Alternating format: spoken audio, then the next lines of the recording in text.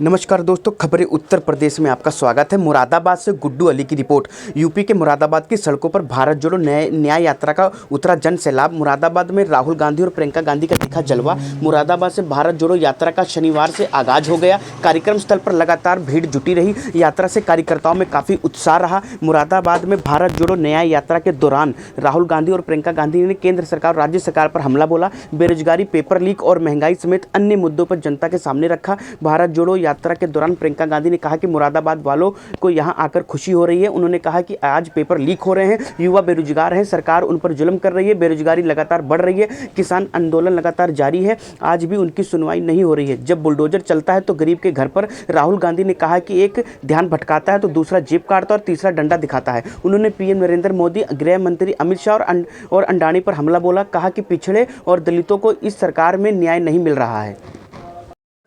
ये न्याय यात्रा है। राहुल जी, भारत जोड़ो यात्रा में 4000 किलोमीटर क्यों चले? इस देश को एक रखने के लिए, ये कहने के लिए कि ये देश एक है, सब एकजुट हो जाओ, आगे बढ़ोगे। आज भारत जोड़ो न्याय यात्रा पे निकले हैं, तो इस यात्रा में न्याय शब्द क्यों जोड़ा है? न्याय शब्द इसलिए जोड़ा है क्योंकि आज यहाँ के नौजवानों के साथ, देश के नौजवानों के साथ अन्याय हो रहा है। आज देश की महिलाओं के साथ अन्याय हो रहा है। आप मेहनत करते हैं, आपके पेपर लीक होते हैं। आप मेहनत करते हैं, आपको नौकरी नहीं मिलती, रोजगार नहीं मिलता। आप मेहनत करते हैं, महंगाई का सामना करते हैं। किसानों का जो बकाया होता है वो नहीं मिलता। किसानों के कर्ज माफ नहीं होते, बड़े बड़े उद्योगपतियों के होते हैं। तो देखिए, मैं फिर से आग्रह करूंगी, आज आप इस यात्रा में जुड़ने आए हैं तो हमें देखने नहीं आए हैं, अपनी परिस्थिति को समझने आए हैं। और ये समझने आए हैं कि जब तक आप बदलाव नहीं लाओगे तब तक आपकी परिस्थिति बदलने वाली नहीं। अब जब मैं यहाँ आई थी 22 में, तो मैंने आपसे कहा था कि हमने एक घोषणा पत्र बनाया था। उसमें हमने एक पूरा प्लान बनाया था, एक पूरी योजना बनाई थी कि ये जो पेपर लीक बार बार होते हैं, इसको रोकने की क्या योजना हो सकती है। उसमें जॉब कैलेंडर था, उसमें ये था कि एक कमीशन बनेगा और जितना भी अन्याय हुआ है उसको ठीक करने का काम होगा। और जॉब कैलेंडर में हर जो भी डेट था, परीक्षा का डेट, नियुक्ति की डेट, सारी पहले से तय, और जो उससे इधर उधर होता उसके खिलाफ कार्रवाई होती। तो ये तो 2-3 मुद्दे हैं, पूरे 10 मुद्दों का हमने एक पूरा प्लान बनाया था। अपने अनुभव को देखो, अपने अनुभव को देखो कि भाई 5 सालों में, 10 सालों में मिला क्या है? नौकरी मिली, दुकान जाते हो तो सब्जी खरीद पाते हो। आपको मालूम है गन्ने का जो दाम है, जो आपको मिलना चाहिए सरकार से, वो हर साल, पिछले 7 सालों में हर साल सिर्फ मात्र 7 रुपए गन्ने का दाम बढ़ा है कि नहीं? 7 रुपए, ठीक है? तो मान लो 5 सालों में 35 रुपए बढ़ा होगा। और आप जब सब्जी खरीदने जाते हैं तो कितने बढ़ गए दाम? आलू मिलता है, प्याज मिलती है, टमाटर मिलता है। आप जाते हो 3 चीजों को लेने के लिए, घर आते हो 1 लेके। तो भाई देखो, जब तक आपको खुद समझ में नहीं आएगा, जब तक आप अपने अनुभव पर नहीं उतरोगे, तब तक कुछ नहीं बदलने वाला। हम चीखते चिल्लाते जाएंगे, कुछ नहीं बदलेगा। बदलाव तब आएगा जब आप अपनी परिस्थितियों को समझकर अपना वोट डालोगे। जब आप सवाल उठाओगे सरकार से कि मुझे सब्जी क्यों नहीं मिल रही है, इतनी महंगाई क्यों है, मेरा बच्चा पढ़ता है, मेहनत करता है, उसको नौकरी क्यों नहीं मिल रही है, जब तक ये सवाल आप नहीं उठाएंगे, जब तक इन परिस्थितियों को देखते हुए आप अपना वोट नहीं डालेंगे, तब तक आप इसी खाई में डूबे रहोगे। इसीलिए मैं आपसे कहना चाहती हूं, इस खाई में से निकलो। जब वोट डालने जाते हो सोच समझ के अपना वोट दो। कांग्रेस पार्टी के पास योजनाएं हैं, करके दिखाया है, और आप सब अपने ही अनुभव से ये चीज समझते हैं। तो आज आपके बीच आकर मैं सिर्फ इतना कहूंगी कि जो भी वोट आप डालने जा रहे हो, बड़ी बड़ी बातों पे मत डालो, जो ऊपरी दिखावा है उस पे मत डालो। जो तुम्हारी जिंदगी में गुजर रहा है, जो तुम्हारा जीवन है, तुम्हारा अनुभव है, तुम्हारी परिस्थिति है, उसको समझ के कि ये क्यों हो रहा है आपके साथ, तब वोट डाल। मैं आपसे सवाल पूछना चाहता हूं, इस देश में पिछड़ों की कितनी आबादी है? 50% पिछड़े हैं। इस देश में माइनॉरिटी की कितनी आबादी है? 15% माइनॉरिटी है। इस देश में दलित कितने? दलित भाई 8% नहीं 15%। और आदिवासी कितने? 8%। जोड़ के बताओ मुझे, 50 और 15 कितना हुआ? 65 और 15 80 और 8 88। भाई और बहनों, मैं आपसे पूछना चाहता हूं, ये जो 90% जनता है इस देश में, दलित, आदिवासी, पिछड़े, माइनॉरिटी, इनको इस देश में कितनी भागीदारी मिल रही है? ये सबसे बड़ा सवाल है। आप सबसे बड़ी कंपनियों की लिस्ट निकालो, 200 कंपनियां सबसे बड़ी वाली, उसमें 90% का एक मालिक मुझे दिखा दो। आपको एक मालिक 90% का नहीं मिलेगा। उसके बाद आप मैनेजमेंट टीम में की लिस्ट निकालो, उसमें आपको 90% का एक नहीं मिलेगा। फिर आप कहो ठीक है, 90% हिंदुस्तान की कंपनी के मालिक नहीं बनने चाहते।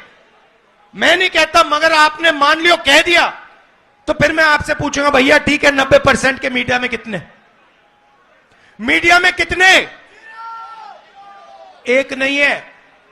आप मीडिया के मालिकों की लिस्ट निकालो, आपको एक ओबीसी नहीं मिलेगा, एक दलित नहीं मिलेगा, एक आदिवासी नहीं मिलेगा, एक गरीब जनरल कास्ट का नहीं मिलेगा, एक माइनॉरिटी नहीं मिलेगा। फिर बड़े बड़े पत्रकारों की लिस्ट निकालो, 90% में से आपको एक नहीं मिलेगा।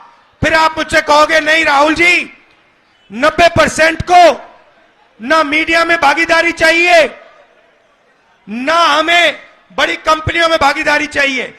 फिर मैं आपसे पूछूंगा ठीक है भैया बताओ, प्राइवेट अस्पतालों में आपके कितने लोग? एक भी नहीं। फिर पूछूंगा भैया ठीक है, प्राइवेट अस्पतालों में भागीदारी नहीं चाहिए, तो कॉलेज यूनिवर्सिटी में तुम्हारे कितने लोग? एक भी नहीं। अरे भाई तुम लोग हो कहां? तुम हो कहां? मैं बताता हूं तुम्हें, मनरेगा की लिस्ट निकालो, उसमें आप सब लोगों के नाम दिखेंगे। कॉन्ट्रैक्ट लेबर की लिस्ट निकालो, उसमें आपके सब नाम दिखेंगे। मगर हिंदुस्तान के बड़ी बड़ी कंपनियों में, हाई कोर्ट में,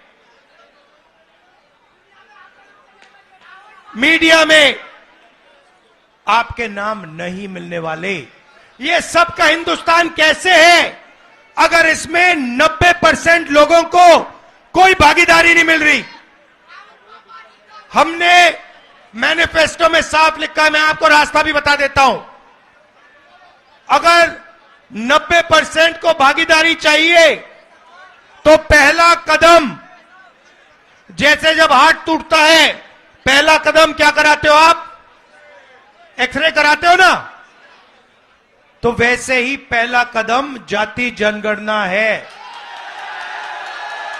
इससे क्या होगा, 90% को पता लग जाएगा कि आप कौन हो, कितने हो, और सबसे ज्यादा जरूरी आपके हाथों में हिंदुस्तान का कितना धन है।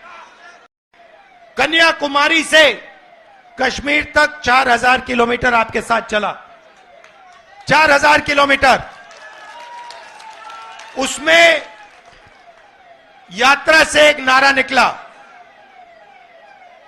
यात्रा से निकला, मैंने नहीं बोला, यात्रा से निकलता है, नारा निकलता है, नफरत के बाजार में मोहब्बत की दुकान खोलनी है।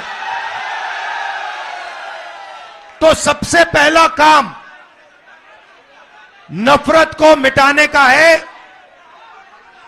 भाई को भाई से गले मिलाने का है।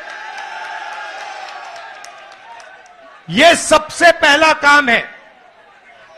देशभक्त देश को जोड़ता है, देशभक्त देश को तोड़ता नहीं है। देशभक्त मोहब्बत की दुकान खोलते हैं, नफरत के बाजार नहीं चलाते हैं। यह मेरा आपके लिए मैसेज है।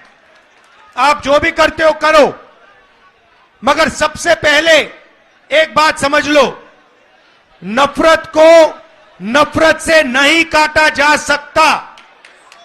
कभी आपने देखा है कि नफरत से नफरत कट गई? जोर से बोलो, देखा है?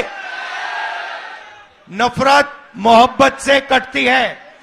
और आप सबके दिल में मोहब्बत ही मोहब्बत है।